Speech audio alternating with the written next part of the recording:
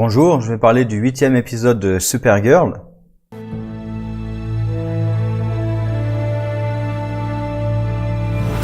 Donc, épisode dans lequel John et Supergirl sont à la poursuite de Manchester Black, qui lui-même est à la poursuite de Ben Lockwood, puisqu'il sait désormais, tout comme on pouvait s'en douter dans l'épisode précédent, qu'il connaît l'identité d'Agent Liberty, Ben Lockwood. Donc il va carrément chez lui pour menacer sa famille, comme lui a menacé Fiona, donc sa fiancée. Il y a un petit jeu qui se crée avec Lockwood. Alors là, je suis un peu déçu de Manchester parce que il pourrait la battre, mais tellement de reprises. Alors il y a le côté je veux ma vengeance, du coup je torture psychologiquement en menaçant ta femme et tout. Et à la fin, il lui fait mettre son armure. Enfin ça c'est le truc le plus con. Je veux que tu meurs dans ton armure. Oui, mais c'est une armure. Enfin, on voit le truc, ça doit être une protection par balle et tout. Donc autant lui demander de mettre le casque aussi tant que tu y es, quoi. Enfin, c'est un peu con de lui demander de mettre son armure avant de le tuer. Alors je comprends la symbolique et tout, mais non. Enfin, juste tue-le, quoi. C'est donc un peu déçu quand même par Manchester Black. Après, il y a des trucs. D'où est-ce qu'il tire toute sa technologie, Manchester Black, en fait? Ça pourrait être intéressant de voir s'il est lié à d'autres réseaux ou à des trucs comme ça, parce que pour l'instant, en fait, Manchester Black, c'est juste un type qui a perdu sa fiancée, qui est en colère, qui a accès à des technologies, on sait pas comment, et qui veut se venger. Point. C'est un peu, voilà, ça va pas très loin non plus. Après, j'espère qu'il va obtenir des pouvoirs, comme dans les comics, et qu'il va se développer un peu plus loin que juste, surtout maintenant qu'il vient de démontrer que Supergirl avait tort, et ça j'y reviendrai, j'espère qu'il va se développer un peu plus que juste j'ai envie de tuer Agent Liberty. J'espère que ça va aller peut-être un peu plus loin que ça, et on verra, hein, mais bon, un peu déçu quand même. Sinon John montre encore qu'il est complètement hypocrite, hein, puisque il a fait vœu de jamais utiliser ses pouvoirs pour la violence. Selon lui, même entrer dans l'esprit de quelqu'un, c'était violent. Là, il est prêt à littéralement griller l'esprit de Manchester. Avec le truc ultra caricatural de Manchester, qui, comme il a perdu la femme qu'il aime, se dit vas-y, tue-moi, qu'est-ce que j'ai à perdre, vas-y, tue-moi. Dans le côté, je suis en quête de vengeance, mais une vengeance autodestructrice, j'ai pas forcément envie d'y survivre. Bon voilà, c'est assez banal, on va dire. C'est un peu le problème de Black, c'est banal. Mais en même temps, sans Black, ils auraient pas trouvé Agent Liberty. Donc voilà, ils en veulent à Black, mais en même temps, sans lui, ils ont pas Ben. C'est un peu con, hein. Bref, voilà, John, avec un effet très bizarre. Sa télépathie, je trouve qu'elle est très bizarrement gérée, parce que alors, il y a le fond orange un peu dégueulasse. Et est-ce que ça se passe dans leurs esprits ou est-ce que ça se passe en vrai? Parce qu'on voit Ben qui réagit, qui parle. J'ai pas l'impression que les autres personnages l'entendent parler, parce que sinon ils se demanderaient un peu ils ont affaire à quoi quand même. Et il bouge aussi. Or, les personnages qui sont autour de lui ne réagissent à ses déplacements que quand la télépathie est finie.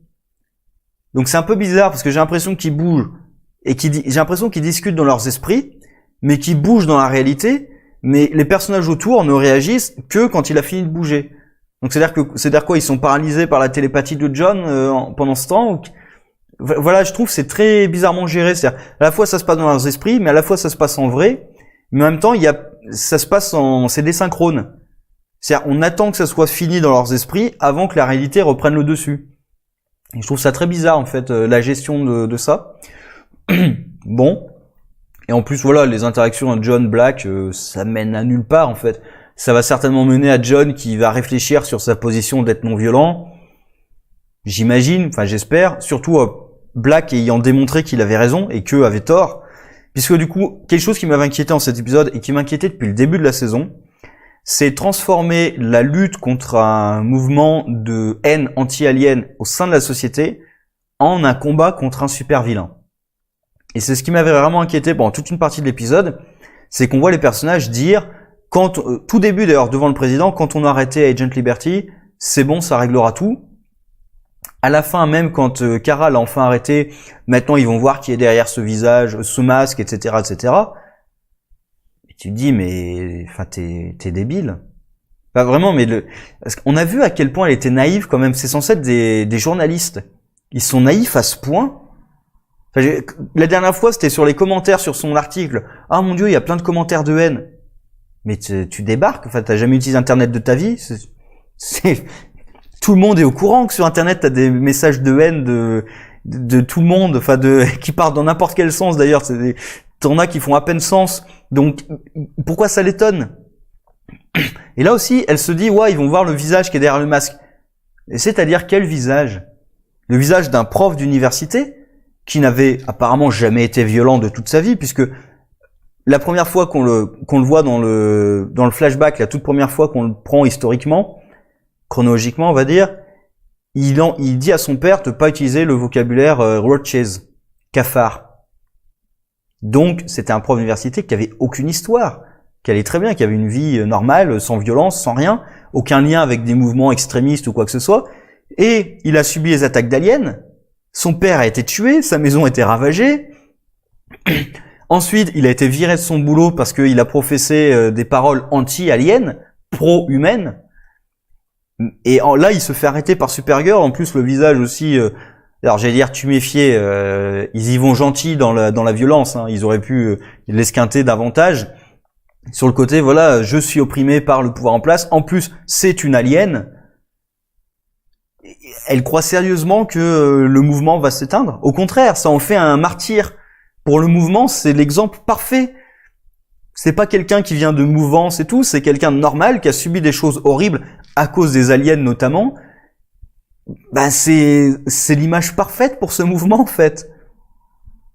Donc c'est absurde de sa part de penser que ça va mettre fin au mouvement. C'est en plus, alors ça elle le sait pas, mais en plus il y a quelqu'un au-dessus de lui. Parce que au téléphone, je pense que c'est Lex, vu que le personnage a été prévu dans cette série et qu'il a obtenu ses équipements et tout de la part des Graves. Je pense que c'est Lex qui lui parlait au téléphone. J'en suis à peu près sûr. Mais bon, voilà. Sinon, la fin était plutôt bonne, justement sur la gestion du mouvement de haine anti-alien. Bah, au contraire, la révélation de l'identité de Ben Lockwood renforce le mouvement plus qu'autre chose, puisqu'en plus, il retourne ça contre Supergirl. Vous connaissez mon identité, vous connaissez pas la sienne. À qui vous faites confiance le plus? Ce qui est une bonne question quand même. Après, bon, la gestion de ça avec le gouvernement, c'est un peu rapide, on va dire.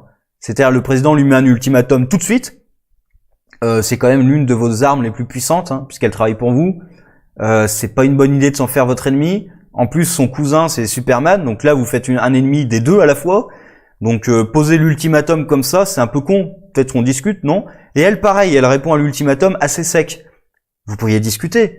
Peut-être donner l'identité de Supergirl au président, à certaines personnes autorisées, mais la garder secrète. Il y a plein de possibilités. Même créer une fausse identité secrète à Supergirl aussi pour la donner au public. Il y a plein de trucs possibles, imaginables à faire. Même dire au public qu'elle n'a pas d'identité secrète. Que c'est bon, elle travaille à plein temps pour le DIO. Et que sinon, elle est dans d'autres missions. Comme Superman, Superman, très souvent dans des comics, pas dans tous, mais très souvent, il sort que, j'ai pas d'identité secrète. Je passe mon temps dans le satellite de la Ligue, j'ai pas besoin d'avoir un travail, c'est bon, je passe mon temps à être Superman. Quand je suis pas sur Terre, je suis sur d'autres planètes et tout, je n'ai pas d'identité secrète. Et il y a plein de gens qui n'en doutent même pas. Parce que oui, t'imagines pas Superman au beau milieu de la ferme, c'est pas le premier truc qui te vient à l'esprit quand tu vois Superman en fait. Enfin bref, c'est un peu rapide. Sinon globalement, l'épisode était plutôt bien surtout sur la fin avec la gestion de Lockwood qui va amener des questions intéressantes et c'est pas géré comme juste un super vilain à taper. Voilà, le mouvement auquel fait face Supergirl, c'est pas un super vilain que tu peux taper et mettre en prison et c'est fini. C'est quelque chose de plus profond qu'elle peut pas combattre. En tout cas, pas avec ses armes habituelles. Et là, d'ailleurs, ça pourrait, mais ils l'ont pas vraiment fait, mais c'est dommage. Ils auraient vraiment pu passer sur le côté Kara journaliste. Ils l'ont fait un petit peu quand elle est interviewée à Madé, il me semble, quand elle dit qu'elle fait des articles sur plein d'aliens, etc. Ils y sont un petit peu allés, mais ils auraient vraiment pu passer davantage sur le côté Kara journaliste.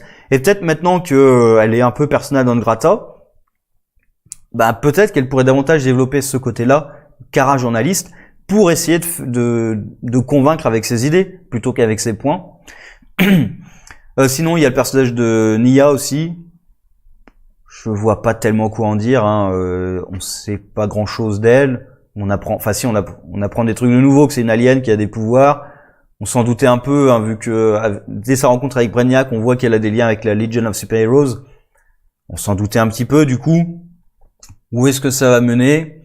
Quel est le rapport avec Brainiac et du coup Dream Girl dans le futur?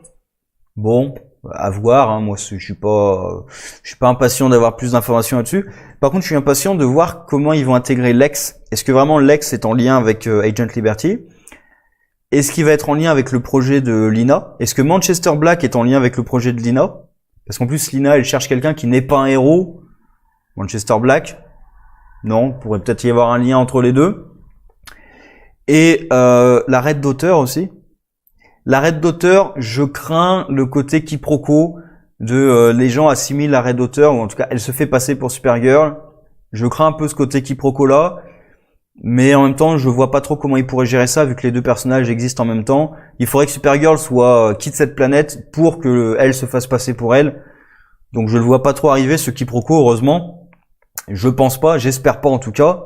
Par contre, voilà, le gouvernement va voir qu'il y a un gouvernement, sinon ennemi, en tout cas non allié, qui ont eux aussi une Supergirl, et ça pourrait les faire réfléchir.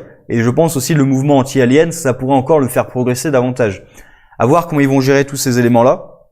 Je trouve pour l'instant que la gestion de ce mouvement anti-alien est quand même plutôt correcte. Il y a des limites parce que la série ose pas aller vraiment dans la violence de ce genre de mouvement, parce que c'est beaucoup plus violent que ce qu'on nous présente ici. Mais sinon, c'est quand même plutôt bien géré pour cette série-là. Et sur ce, au revoir.